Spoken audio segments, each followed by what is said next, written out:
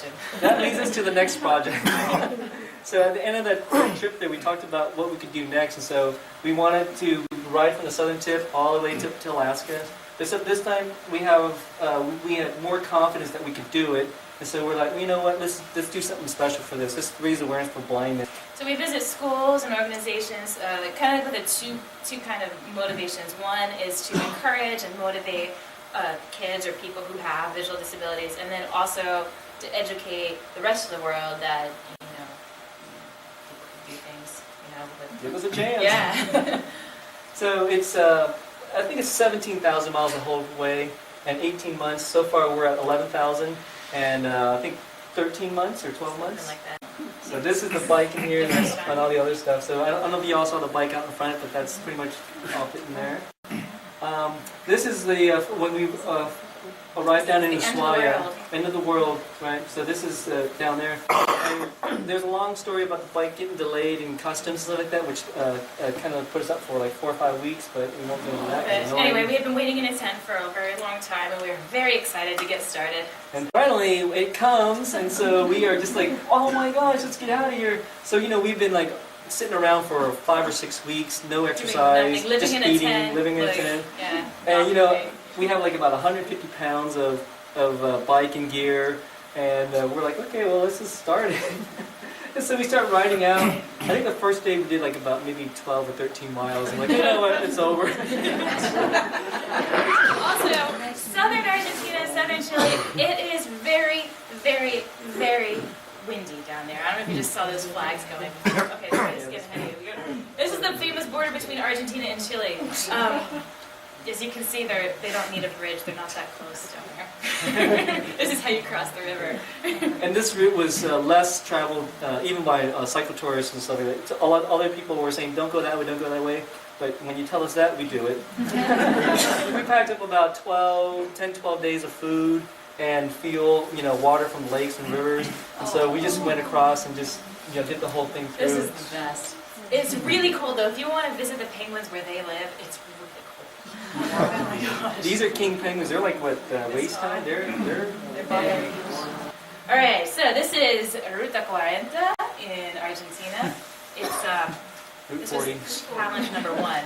So this is not a very popular road. It's famous. Come on. It's like Route 66 Argentina style. It doesn't all look like this. But as you can see, Tauru's vision is like based on colors and distinctions, and it all looks the same. Like, where do you put the I want to show you because like these rocks, the wheels, they're huge. We met some fully sighted cyclists who had challenges with this little section. Right, and so it's just hard to see, and we're riding over this stuff, and it's just bouncing all over the place, and I'm trying to figure out which trail is more solid so I can stay on it because we fell off like This was crash number 1. My very first bicycle. No, it was my second bicycle. Right. And so the front wheel slips and you fall down. Luckily we don't go too fast, so we didn't get hurt. Well, the second time it happened, it was fine for me because the embankment on the side of the road, he went off the embankment, so the front wheel went down, but the back wheel stayed on. So, sorry. This is in the Fitzroy down in the Seratoria. I think it's just right next to it. And so to get here, you take a ferry across this lake, and we got to this point and we camped out here, and then in the morning. It was so, that thing with the mountain was just glowing. It's worth it to camp. So this is another famous border between Argentina and Chile. Not so famous, nobody goes there, I guess. Right. So there's no road. There's only a hiking trail, and this is what we're just going up. We're coming up over this mountain pass on a hiking trail with the bike, all of our panniers, the trailer. 150 pounds worth of stuff. Yeah. So maybe if you're on a non-tandem mountain bike, not pulling a trailer, maybe you could ride through that. But yeah, there was a part where it was so hard. I had to like yank the bike through this thing, just get it up through, and I couldn't see too well because of the light transition here. So it was just kind of like just pulling through, and we ended up breaking parts of the bike on that. Yeah, important parts of the bike that you had to then wait for 2 weeks to have it sent from America. Right. So, again, here we're still going through the trail, and this is we're now in no man's land. So it's not Argentina, it's not Chile, it's just. And actually, it rained so hard that we spent like 4 or 5 days in no man's land between Argentina and Chile. Here we are coming down finally. Like I think it's like maybe 12, 15 miles later, to get to a lake. That from the lake there you would catch a boat, ferry type to another place. And so this is, we're waiting and waiting and waiting for this ferry. So this is extremely remote. The nearest grocery store is back on the other side of the trail, on the other side of the lake. So we have about 6 days of food with us. I think this is about day 8 right here or so. The problem is that there was a really, really big protest. I think this happens frequently in that part of Chile, and there's only one road there, and so they blockaded it. And so no fuel could get down to anybody farther down that road. And so the boat had no fuel. So we were waiting and waiting for some fuel. Yeah, it's, you're just waiting and waiting and waiting, and water's free, obviously, it's just right there, but food-wise, it's just, we were counting lentils near the end. Here's your piece, here's mine. And so, all right, here comes the boat, the big, big, big boat that's coming to save us. This is on the other side. This is going to catch the next ferry. On there, it's very sparsely populated, but not very popular at all. And so this is the road, and then you have to keep catching ferries in between where it's kind of broken up. So there's the ferry coming in. right, this one's a bigger ferry, and we had to time it so that we catch this ferry, because if we don't, we have to wait another week, which meant camping here for a week or so. And so some of the camping things, and this is along the road also, the Carretera Austral. About 2 hours before dark, I just pull off the side of the road. It's like, okay, it's a good spot. Let's camp here for the night. It's a great place down there because you don't have to. It's all public land. It's just not owned by anybody. So wherever you feel like camping. This is the other kind of camping, where it's not quite so beautiful, but it's convenient. We're at a gas station. I'm grateful to this truck though, because I think he parked there on purpose to kind of protect us from any rogue vehicles that might come a little bit out of the way. So this is in southern Chile as we start making our route up to Santiago, the capital of Chile.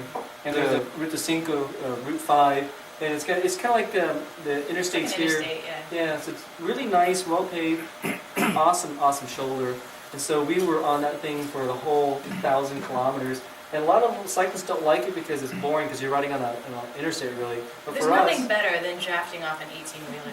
exactly. Getting closer to like big cities, all these 18-wheelers just fly by, and we're like, "Woo, this is good." That happens sometimes. And so So this is the morning after, you spend the night at the gas station, wake up, pack up, and then we start riding off. And then, so finally we get to Santiago. Yeah, this is the end of our stage 1. We booked the ride to 6 stages. Stage 1 is Santiago, stage 2 is La Paz, stage 3 is Panama City, stage 4 is Phoenix. We're here! We're here! All right! Stage 5 will be somewhere in the Yukon or the Northwest Territory in Canada. And then stage 6 is the end, which should be where Dead Horse, Alaska. So here, we had connected with a couple of different organizations, and they were excited for things that they're trying to do for themselves. They were able to contact the Ministry for Disabilities down there, and so they actually put on a really big event. A really high political figure was supposed to attend, but somehow he was busy that day. But that's cool because we actually had a really big event. They wrote a song for us, a band played it. It was very cool. And we were on their Chile's national news. It's like the original CNN. We got medals too. I mean, yes, we did. We got medals. Big gold medals. I felt like an Olympian. What you guys wearing? That's true. We're like, oh, we can't carry this. But so the next clip is the news. We try to get on news as much as we can. TV, obviously, newspaper also. And so here's the one from Channel 13 in Chile. And, thank goodness they had someone to translate for me because I couldn't speak Spanish like that. But, here's the one that's CBS. So the CBS station here has been checking in with us all along our trip. So that's from Santiago. Right, so every once in a while we Skype with them to kind of like keep them updated what's going on and try to share the experience too. There have been some really cool times because there was one in Argentina. I think it was north of Tucumán. We were riding down the road and we had done a newspaper interview the day before, And the next day, we're riding down the road, and we stopped, took a Beautiful break. stops, pulls off the road. He's like, I read you in the newspaper this morning. Right, so it was really neat.